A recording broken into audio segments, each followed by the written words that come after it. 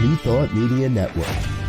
We are a global broadcast network of positive music, media, and entertainment, inspiring humanity's evolution along the journey of enlightenment and creating a world of love, peace, empowerment, and prosperity for all.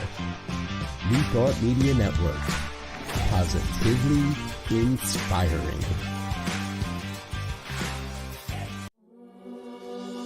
Free my mind, open my heart with the whispers of truth. To live a conscious life, to live a conscious life on the growing edge. On the growing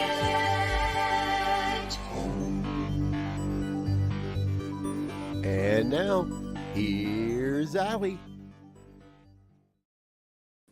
Hello and welcome to Growing Edge Live. I'm Allie Benjamin, and it is my great joy and pleasure to host Growing Edge Live. And here at Growing Edge Live, we're all about conversations, meeting people. And so we have these chats every week, and you can watch live like you may be doing right now. Or you can listen to the podcast, which always drops the following Monday.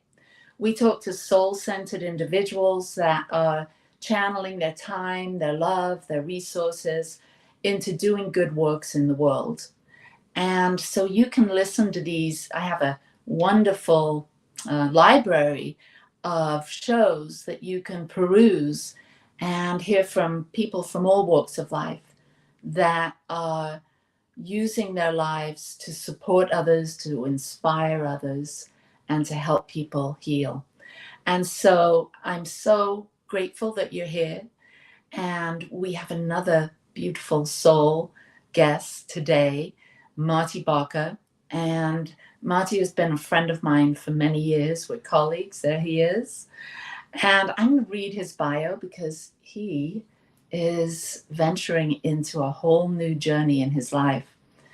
And Marty has had nearly 40 years of experience as a spiritual teacher, speaker, healer, and facilitator, assisting individuals and teams to find their passion, clarify their mission, and live with purpose. Marty has spent most of his career as a minister, teaching new thought principles of spiritual healing and manifestation. And as a lifelong student of metaphysics, his life and teachings were further transformed by studying and incorporating the heroic journey, a universal story which Joseph Campbell has documented as a lifelong student of metaphysics by combining tarot and the heroic journey and universal spiritual principles. Tarot Journeys is the culmination of his career as a spiritual teacher and counselor. So Marty Bacher, welcome to Growing Edge Live. Thank you. I'm honored to be here. Yeah. So we just got a little glimpse of your website that was just popped up. And so here we go. Become the hero of your adventure using the power of myth and the symbology of tarot. Each of us is on a heroic journey. Beautiful. So we're going to get to your hero's journey and this beautiful new website and everything that you're doing and talk about that in a while. But I'd really love people to know who you are. Where did you come from? How did it all start? Did you grow up with this sense of the mystical or a servant heart to support others? How did it all start for you? Oh, geez. That's right after the earth cooled. I grew up in a wonderful home, and it was a very traditional and, in my opinion, limiting Christian background. And while I loved the words of Jesus and the red letter parts, I felt limited by this idea that only some of us get to go to heaven. And I always felt like there was one God. And so aren't all religions, organizations talking about the same thing? That belief has been with me for as long as I can remember. And so at 10, we stopped going to church because my parents divorced. So that was kind of the silver lining of that divorce, was we didn't have to do that anymore. And I vowed right then and there to never go to church again, which didn't work out so well because I ended up spending a life in ministry. But sometimes the things we say never to are the things that absolutely show up in our life. But I found my way through trial and through crises of knowing I needed to find a better way to deal with my life. And that led me to go into a New Thought church. And I've always had a servant's heart. I've always, so I signed up to help out with the kids program because I thought that'd be fun. I've always loved kids, and that really did change my life. And before I know it, I was traveling in a bus across the country with 10 screaming teenagers, hormonal teenagers, and loving it, taking cold showers and sleeping in bad beds, but camp, and just really found that passion for serving others. That led my entry into ministry. And then, I've been doing some form of ministry for nearly 40 years now, which is quite amazing. Wow. Yeah. I seem to recollect because when we met, you were serving at the Salt Lake Center in Utah, Salt Lake Center for Spiritual Living. And I think I remember hearing 20 years. And then now it's so much more. I'm like, wow, we've known each other a long time. A long, long time. A long time. So things have changed for you since you left the Salt Lake Center. But backing up a minute, where was your first church? Where did you first serve? So when I went through sort of this crisis, which we'll talk about supreme ordeals later, but I knew I needed to find a better way. And so a friend invited me to this church that she went to. And of course I didn't do church, but for some reason I said, go, and walked into this environment of joy and happiness and people hugging and clapping and carrying on like they weren't in church. And and the minister at one point in the prayer said, "We bless all priests, all rabbis, all ministers and teachers of every faith. For we know there's one God and honor the many pathways to its understanding." I was like, oh my God. So I got very involved in that organization, and then was planning on going into ministry, and found my way to California, a place I said I'd never live, to do something I said I'd never do. And so there it is. But my first ministry was in Dallas, Texas. And I've always seemed to be attracted to go to places of conservative values, to be kind of a liberal light.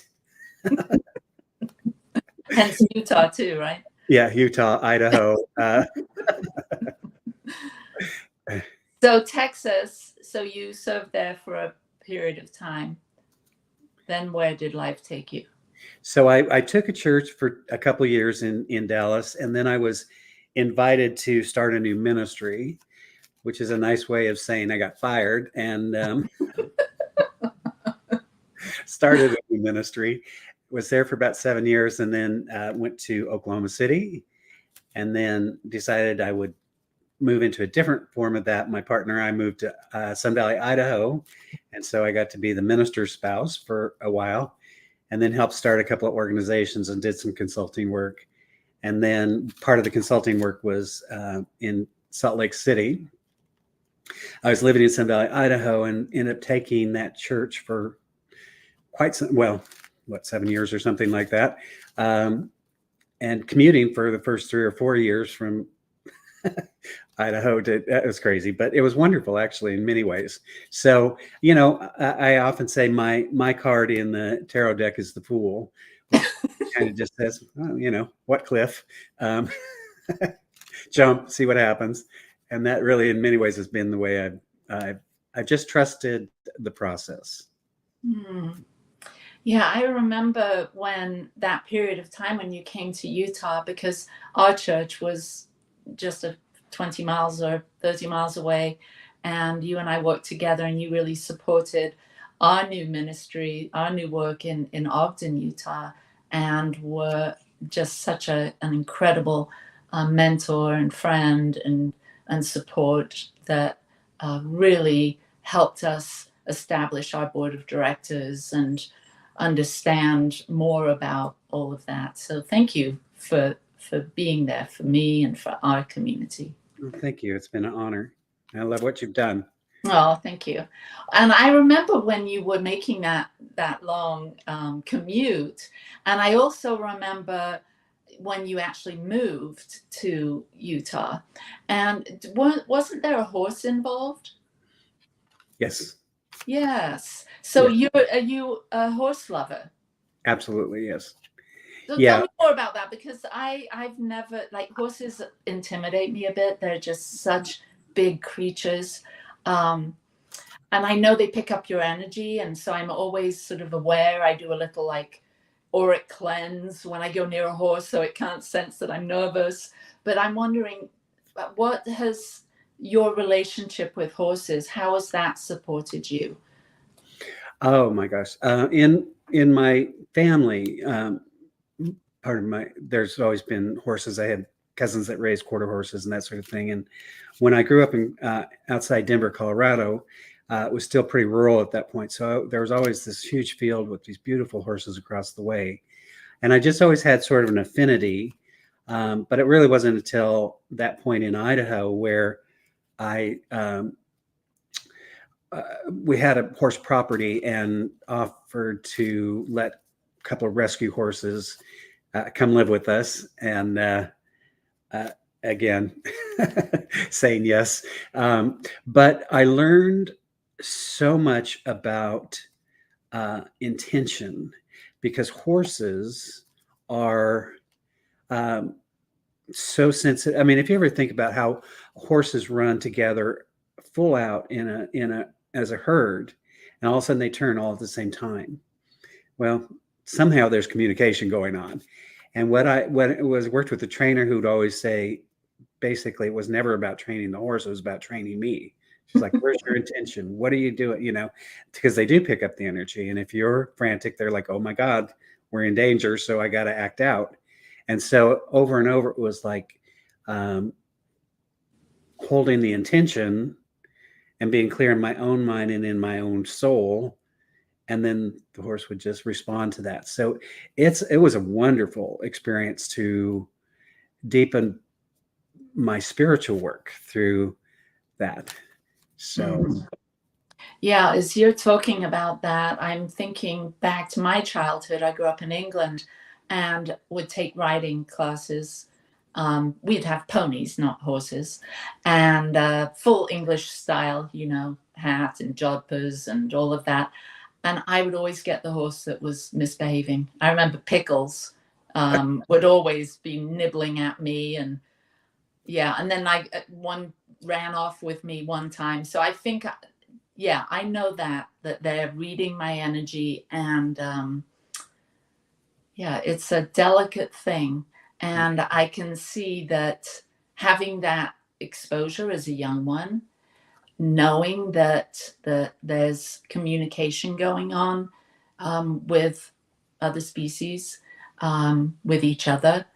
I didn't have that awareness. My family was not spiritual or religious or anything like that. So it was just very sort of surface. But it sounds like you developed a deeper connection or a deeper awareness that there are other energies or dimensions to life. And maybe that's supported you in becoming a tarot practitioner, which we'll get to in a minute. Yeah, I've always had a connection with the divine, whatever you want to call that. But what as a spiritual practitioner, I learned, to get centered, to get myself grounded in spirit, no matter what else was going on. And so that was a further lesson of being grounded when, when you're riding a horse, and it's like, if you freak out, the horse freaks out, because that's what they do as a herd animal. So to be in a situation and be able to find your center and be calm is a great gift. It's a great gift. It is. Yeah, we always pull cards every morning, my husband and I and my daughter, and she's watching. Hi, Alex. And this morning, Michael, my husband, picked the horse from the animal medicine deck, and it speaks of power and that herd mentality and having a balanced medicine shield. It talks about in the that particular deck. Yeah. So when did you come into the world of the tarot? Was that something that showed up early in your days? I mean, if you're from a very religious family, that might have been seen as not such a helpful thing to be dabbling with. Well, not as a kid. I remember as a kid, I was interested in ESP. I remember reading books about ESP. And as I said, our household was fairly liberal, although the church we went to was pretty conservative. But I didn't have any involvement with cards really until I started down the journey of spiritual practitioner. And even then, it was sort of discouraged. We were kind of taught to not do crystals and cards and astrology and all that stuff because power lies within. So, but I always, like everybody else, played with them on the side. And I always used little angel cards as part of classes. And, so I've had some decks and played with them, just, hobby. And I never really developed it. And part of what I realize now is because I was too scattered. I kept picking up new books and, a new deck and trying to figure, rather than just sitting with the one. And so it really, it's this during the pandemic, like all of us, spent a lot of time on YouTube and, found a bunch of readers and was really started to help kind of understand the process. And then actually I remember one day we were having a conversation and I pulled some cards and I said, well, what do you think about this? And you're like, oh my God. And I was like, oh, that's how this works. And so shortly thereafter, I found my way through this Mindful Tarot program, which is a year-long study that I just completed yesterday. And that opened up this whole other chapter. And so I've loved the approach of Mindful Tarot because it's not, is he going to call kind of work. It's really about consciousness, which has been the through theme of my life. And then having the discipline and a year-long program of really studying and working with other students and developing. But then out of that came, because I fell in love with Joseph Campbell many years ago, kind of this coming together of these three worlds in a way. Mm-hmm. So how has that worked for you? Meaning studying metaphysics. Well, let's just talk about metaphysics for a minute. How has that impacted your life? Having this deeper connection with the spiritual world, the physical world. What is it within metaphysics, and particularly science of mind, that has sort of come forward with you since you are no longer a pulpit minister? How has that teaching sort of come into your world and been very helpful and supportive in, putting your toe in the water of being a tarot practitioner and other things that you may have coming up? So in many ways, science of mind saved my life. And I came out of a time of crisis, like many of our people that find their way to our centers do, because I was looking for a different way to do it. When I found an approach that was universal, talked about universal spiritual principles, and began to understand that there's a commonality between all the religious traditions, at an inner level, they all teach love and compassion and understanding, and they're different on the outer in terms of ritual and all that, but there's a common thread that runs through all. And so it taught me that my mind influenced my world, and that if I wanted to, because I grew up like a lot of people, thinking that if I changed my circumstances, I would have a different experience of life. And yet what I found out was I was the same old miserable person wherever I went, because it was not about the apartment I was living in. It was about the body and the mind that I was living in. So that changed everything in terms of understanding the power of our consciousness to influence our surroundings, and that we're all at choice. The negative side of it, I will say, was I kind of realized that sometimes in the New Thought tradition, we are not comfortable dealing with the dark night, or the darkness, if as it were. Remember Matthew Fox talking at a conference one year, and he said, "Your philosophy is incomplete because you have no via negativa," and which is, and I was like, so a lot of times, well-meaning people. I remember a gal telling me that she had breast cancer. She was a spiritual practitioner. She knew the principles and all that. And she shared with me how when she went to her church, all the people, well-meaning people, were just like, let's just pray this away and let's do this and let's, and she said, I knew the principles. What I needed was presence. I needed compassion. I just needed my friends to be with me. And I think so often when people are in grief or they're in whatever, they don't need platitudes. They need compassion and presence. So what Joseph Campbell helped me understand was that we're all on a journey, and that throughout the ages, mythology has taught us that we go through a process, and once you see it everywhere. You start here, and then you cross a threshold, and you encounter challenges, and you get to have whatever the supreme lesson is. And on the other side of that is the gift.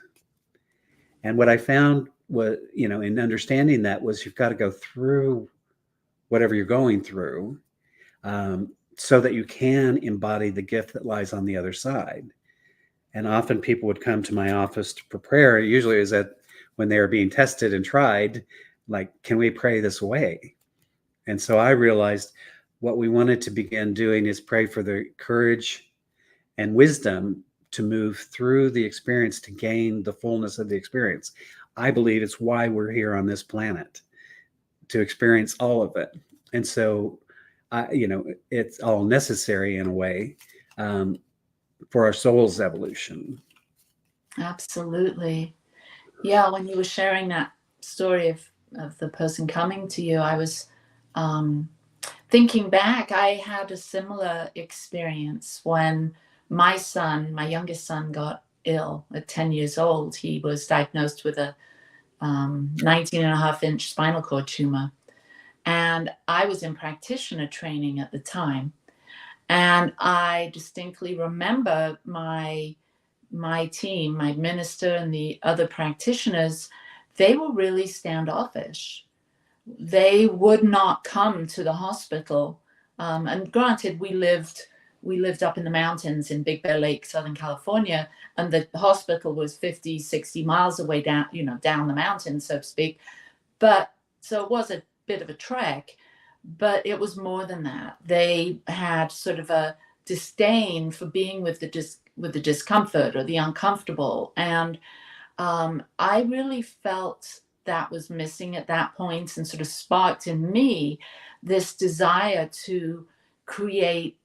So when my son came home and things became, but were much easier, I started a spiritual growth group called Stepping Stones to Conscious Living.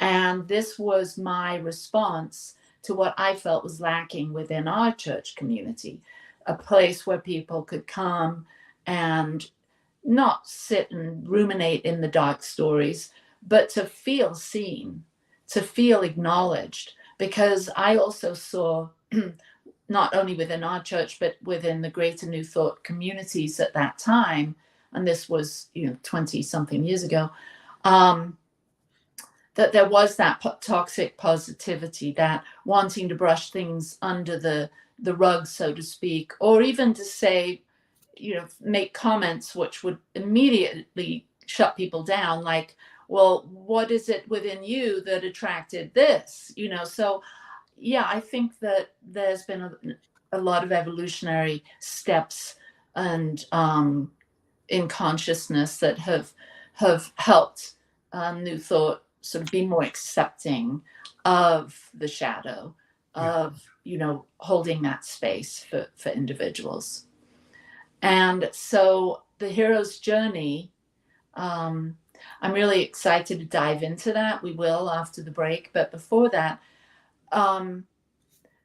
so when you thought about taking the tarot course during COVID, and you've had all this history and background and deep study and depth work in metaphysics and science of mind, New Thought, and the hero's journey, was there a like a light bulb moment that it all clicked in together, or was that like a slow coming to integrating those three philosophies, if you will, into what you're now working on? So it was through the class early on, the teacher began speaking about the hero's journey and understanding that. I was like, oh, I know a little bit about that. In fact, I found an old flyer the other day from 2002 in Santa Fe, a workshop I did. So I've been working with the material for a while. And I was like, oh my gosh. So I shared some things, and I already had sort of a diagram and all that sort of thing. And literally the spread that I'm using came to me in a dream. And I was like, oh. And then it's sort of evolved, and I keep getting little pieces to it, but it's mostly all I feel like it's come to me. I'd love to say, oh, I'm so wonderful and smart, and, but it really is just, and again, just trusting that process that in a dream, I just saw it, and then I started playing with it. And then this idea of tarot's journeys evolved, and it was just kind of the melding of the work of tarot with the work of Joseph Campbell, with the work of consciousness. Beautiful. Well, I can't wait to hear more about it. We're going to take a short break, and we'll be back with Tarot Journeys and Marty Bacher. Please help us say thank you to our organizational sponsors, including the Hefferland Foundation, Affiliated New Thought Network, International New Thought Alliance, Science of Mind Archives and Library Foundation, Center for Spiritual Living Denver, Center for Spiritual Living Midtown, New Thought Philadelphia, Planned Happiness Institute, Summit Center for Spiritual Living, One Heart Retreats, Center for Spiritual Living on the Lake, Unity Kitchener, Unity Spiritual Center Ottawa, Om Center for Spiritual Living, Satya Center, Begin Within Ministries, Center for Spiritual Living North Jersey, Unity of Savannah, and the Center for Spiritual Living Seattle, as well as all of our individual donors. Thank you for being part of the New Thought Media Network. Please like, share, and subscribe. New Thought Media Network, positively inspiring.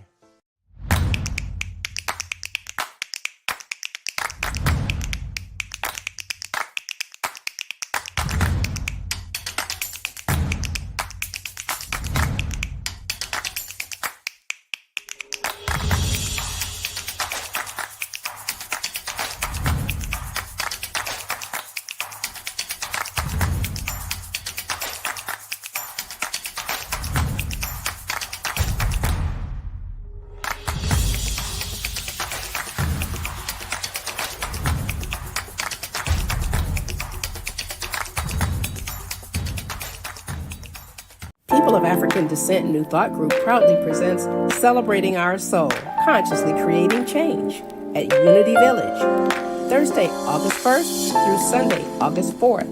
some of our greatest keynote speakers, some of our finest musicians and vocalists, some of our amazing and experienced panelists, and some of our fabulous masterclass presenters will be there for you at Celebrating Our Soul, Consciously Creating Change at Unity Village this summer. Regular registration ends June 30th, so don't delay. Register today at padntg.com. Sponsorship opportunities are available at padntg.com.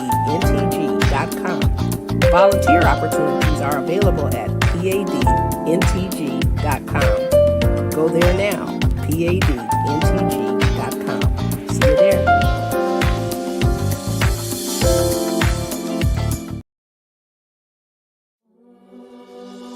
Free my mind, open my heart with the whispers of truth. To live a conscious life, to live a conscious life on the growing edge. On the growing edge. And now, here's Allie. Welcome back. And I would love to know about when someone comes to your website, and we've seen a few images of that. It's a beautiful website, by the way, and it invites you to explore this hero's journey, this spread that you do as a tarot practitioner to support people in their evolution, in their healing, and whatever they're coming for. So can you explain a little bit about who's your client, or who is the person that is and not who, but what kind of people would be interested in this, and what's your intention? What do they take away from an experience with you in exploring this tarot spread?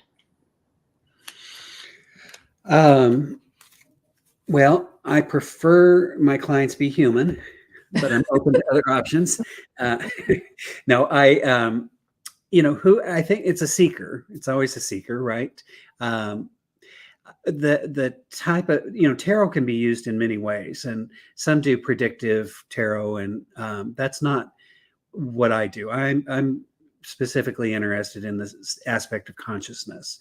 And I think the cards have a way, as you're talking about, pulling a card in the morning and it giving you insight for the day. It's that insight that tarot represents, to me, this evolution of the soul. And so it gives you a way to have insight into yourself. And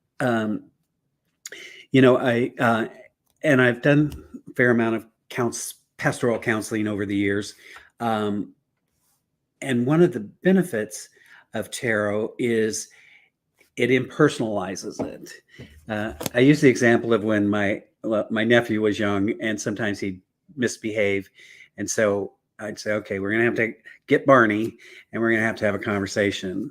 And I put him on one knee and Barney on the other knee. And, and it sort of, rather than getting in his face and saying, it was sort of like, oh, we're just going to have this conversation with Barney. And so the tarot is Barney for adults. But you can see in the sometimes it allows us to look outside of ourselves at an image to understand the inside of ourselves, if that makes sense. Mm-hmm. So I don't have a specific demographic that but it's people that are spiritually aware enough. What I find is a lot of times people, as I said, people come to your office and they're like, pray this way. And it's like, well, let's understand where you are. For me, in this particular model, I often, back up for a second. You talked about that question of what's in your consciousness that's creating this. The worst question ever, because but I found myself in that. I'm a person that suffered through depression most of my life, but I felt like I was doing consciousness wrong rather than just having a condition. So in looking at how to, I'm sorry, I kind of got stuck there. So when we get, it helps to know that sometimes things aren't about consciousness. Like if you're a gardener and you're in Ogden, Utah, I don't care what high consciousness you have as a gardener, planting in winter does not work, you know, and it has nothing to do with you or consciousness. It's the season we're in. So in being in, look, you know, in Ecclesiastes, it says unto everything there is a season. So for me, the ability to look at the heroic journey as a way of seeing, oh, here's where I am. Let me approach this aspect of my life just as I would approach the season that I'm in life. Does that make sense? I don't. Yeah, no, absolutely. Yeah. So what I'm sensing, and you and I have actually had a session, and I've been blessed to work through this spread with Marty, with you, and so we'll explore that in a minute. But the fact that there's seasons that we're going through, and when we're in the winter, we're not going to try and pickaxe the frozen soil to plant some seeds in that. And so there's different gifts that come by honoring the seasons that we're in. And so let's talk a little bit about this spread. I know that there's 10 cards that you select in. Why don't you explain that? How do you go about working with someone when you're doing a practitioner session, a tarot practitioner session? So I kind of do it in advance. I like to, we set up the time, we do that, and then I send out some materials. And if somebody's familiar with tarot and they have a card that resonates with them, then I use that as the seeker card. Otherwise, I just intuitively select, usually from the major arcana, which is the first 21 cards of the tarot deck. And that's just an intuitive process. Then I set intention, and then I will do the spread. I'll pull the cards, and then I like to have a day or so to be with it, because, as you know, a lot of stuff happens when I'm asleep. I'm most effective when I'm asleep. And so then that gives me time to kind of look at it, and I don't. It just gives me insight, but it's not until we actually have the conversation that I really get to discover.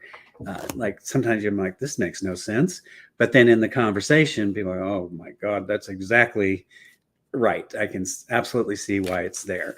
And so we just walk through the process, and then it becomes more of a conversation of the insights. And so it's collaborative, and I love that. Yeah, it sounds like it, and it felt like when we did it, it's collaborative, it's very intuitive, and it's happening in that moment. So it's a dynamic process that the three of us, so to speak, you, the practitioner, me, the client, or the one taking the journey, and then the actual journey. Like, so there's these three parts to what's happening, and we're all sort of interplaying, interrelating, interconnected in that moment, that session, whether it takes 45 minutes or an hour, whatever it takes. We explore each step of the way, and just knowing that seeker card, that first card, and I think for me it was the Magician, and I need to do a bit more diving into my own spread so I can really mine the gold from it, because I don't, even though it's a dynamic, alive thing that's happening in the now moment as you're offering this session, it's also something that you can, the client can draw from later on or journal on.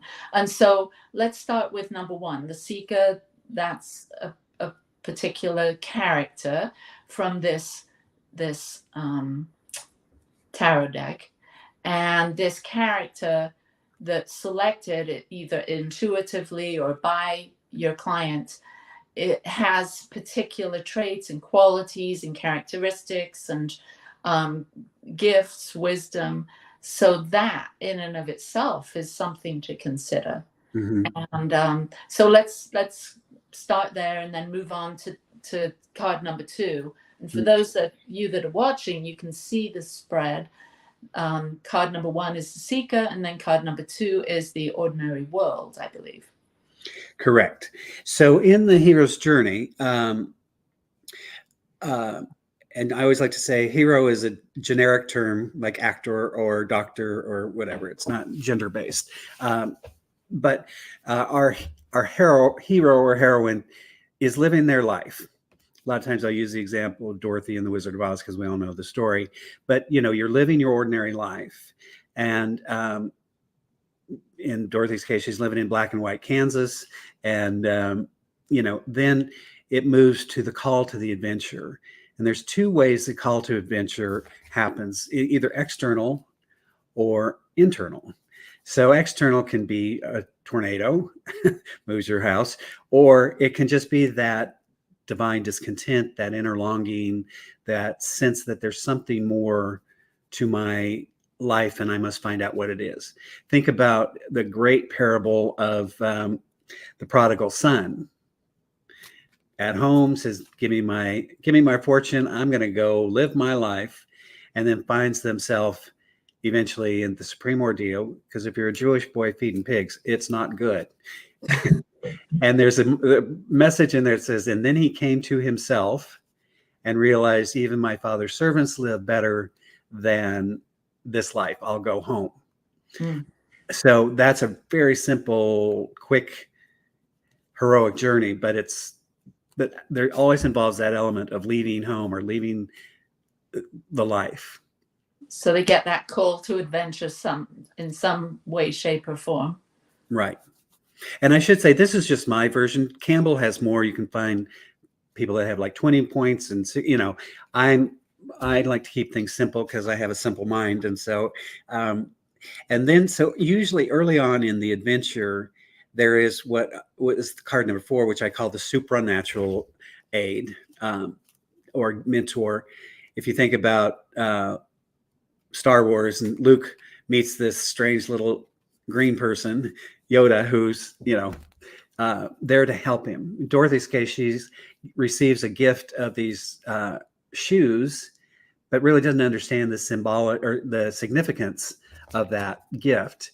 So that's why I put the supernatural aid I think of it sort of like being angel on the shoulder, because it's often later in the journey that we really draw on that.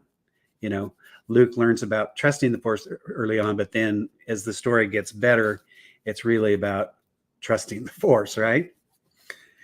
So then as we move forward, there's a point of crossing the threshold of like, now it's on.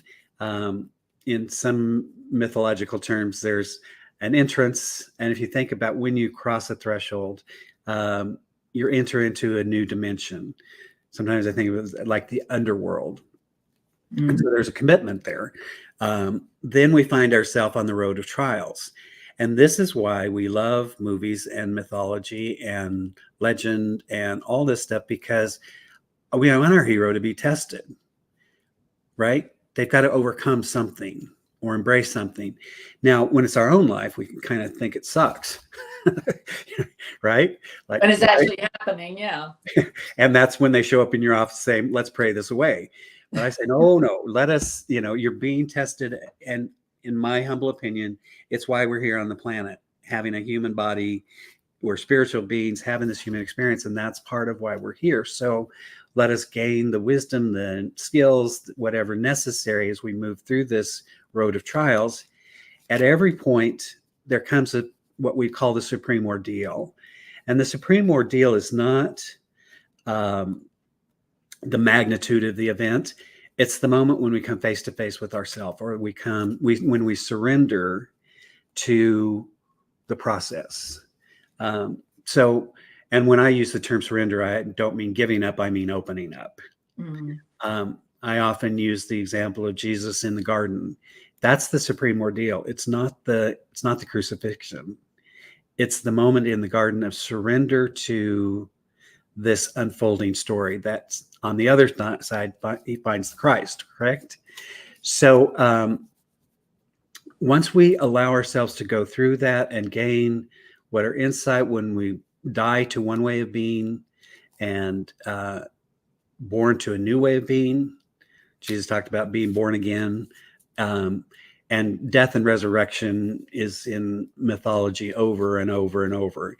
And in the tarot cards as well, that we're dying to one way of being, and so that a new way of being. So we find the gift or the reward, and then we make the choice to return home. And sometimes that involves its own return threshold and crossing that. So that when we return home, we now are living not as the person that left home, but we're achieving mastery of two worlds. Mm. So in my way of thinking, I believe that we're spiritual human beings. Some people identify more with the humanness and they're not any spiritual good. And some people identify more with the spiritual and may not be any human good. But to me, it's about finding that balance of how do I live in this physical realm and keep my spiritual essence. And that's the walk, isn't it? For many of us, of like, don't be dismayed by the conditions of the world, but keep your light shining and move through it. And so you see this pattern unfolding over and over and over. And so when what I've appreciated about this is when we can start to see our life as not as my life, but as my story, this journey that I'm on, this opportunity that I can be a choice at any stage of this, that there's supernatural help available if I draw upon it, then it allows me to move through the process with more grace and ease. Beautiful.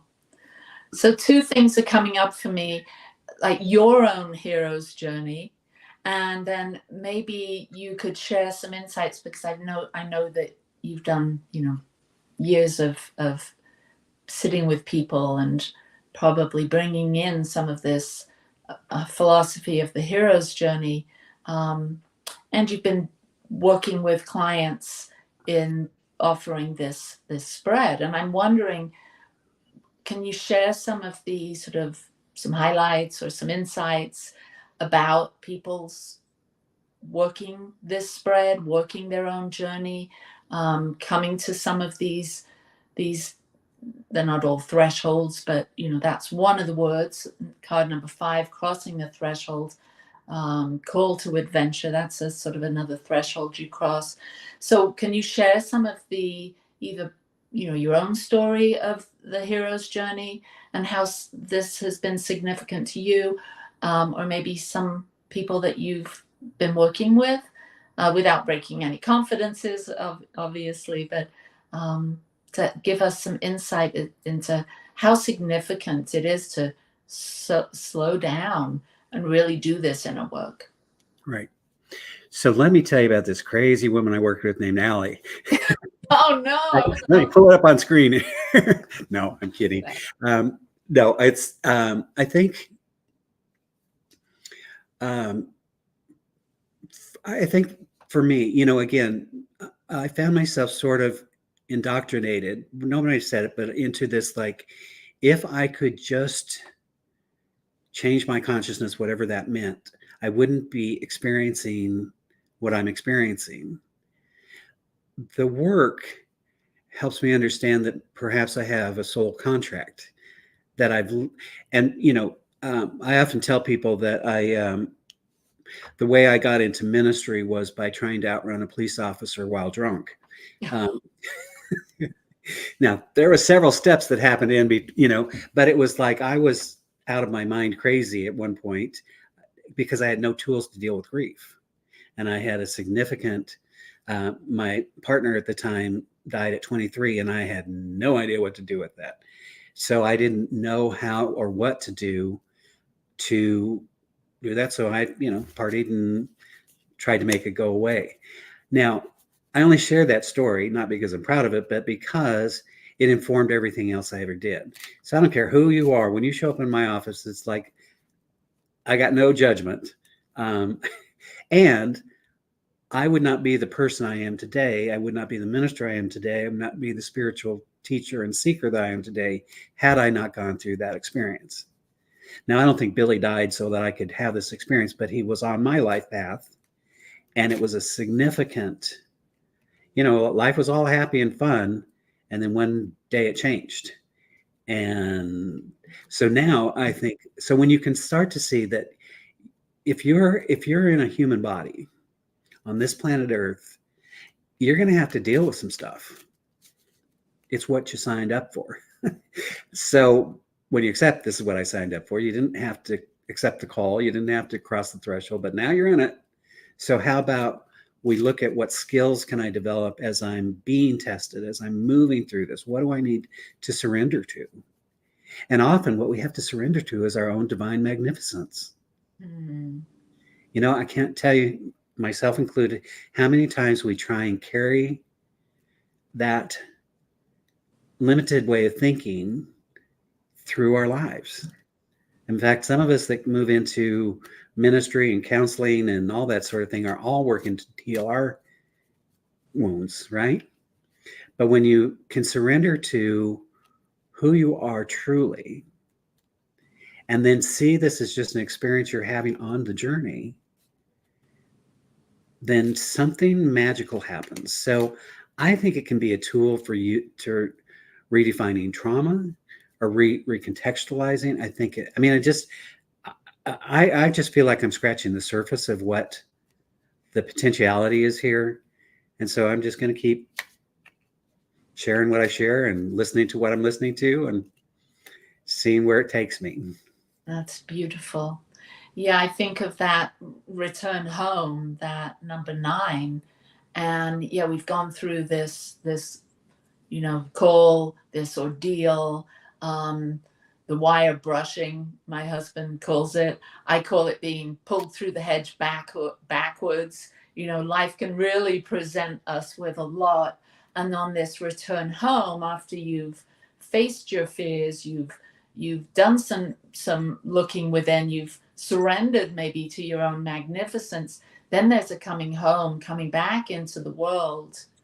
And I think this final card, Mastery of Two Worlds, there's this, and for me, I'm thinking of it's our ego and our essence kind of coming together in a very peaceful and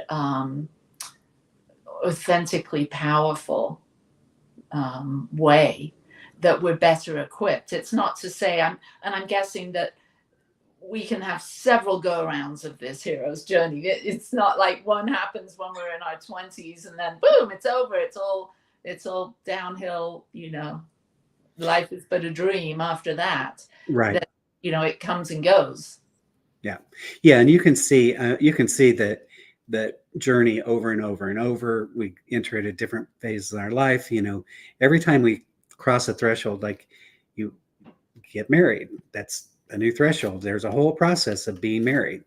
I hate to burst everybody's bubble, but it's not you live happily ever after because now you're married.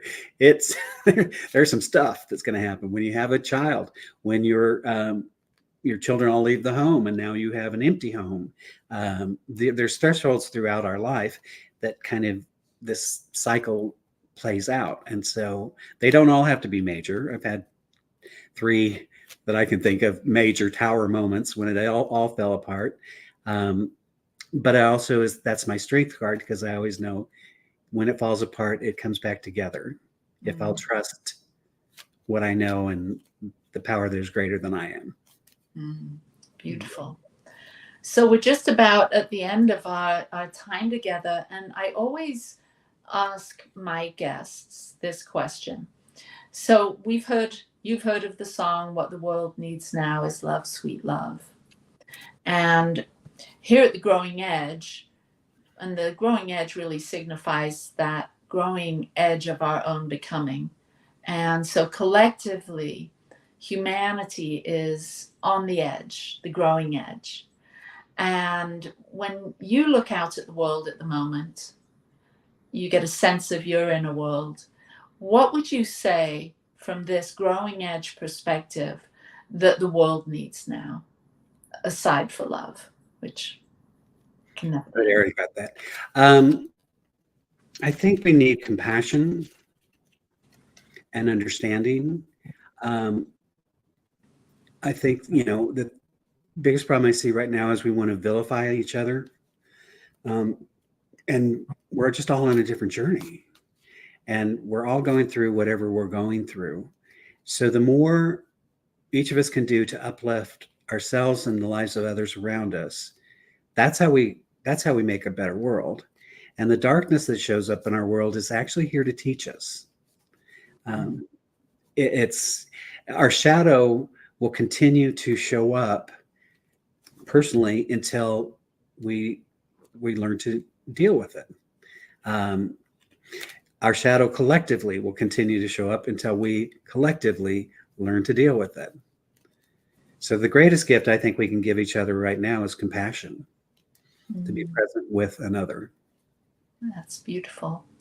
Well, thank you. I've really enjoyed not only our entire journey together for the last many years, but this new chapter for you, this Tarot Journeys, and seeing your light be fanned, your flame be fanned even brighter through this course that you've just ended yesterday. Congratulations. Thank you. And for this beautiful new venture into supporting people to take a deeper look, to take some time to examine these different chapters or phases or parts of the journey that we're all on individually and we're all on collectively. And I trust and know that you will touch the lives of many with this beautiful new vision that you're casting and the guidance that you give just by being there. You truly are a light and a support and a guide. Well, you have been for me, and I know you have been for many, many others. So thank you so much, Marty. I appreciate you and love you very much. Well, thank you. I appreciate you and love you very much. And I love what you're doing. And I will, as always, support you fully in your becoming. Thank you. And thank you, everyone, for being here today. I love you. And I will see you next week with my guest, Cerise Patron. And don't be a stranger. Come back, share this episode with your friends, and tell them about the hero's journey and the tarot journey that Reverend Marty Bacher is sharing with the world starting today. So peace and blessings, lots of love to you, and I'll see you next week.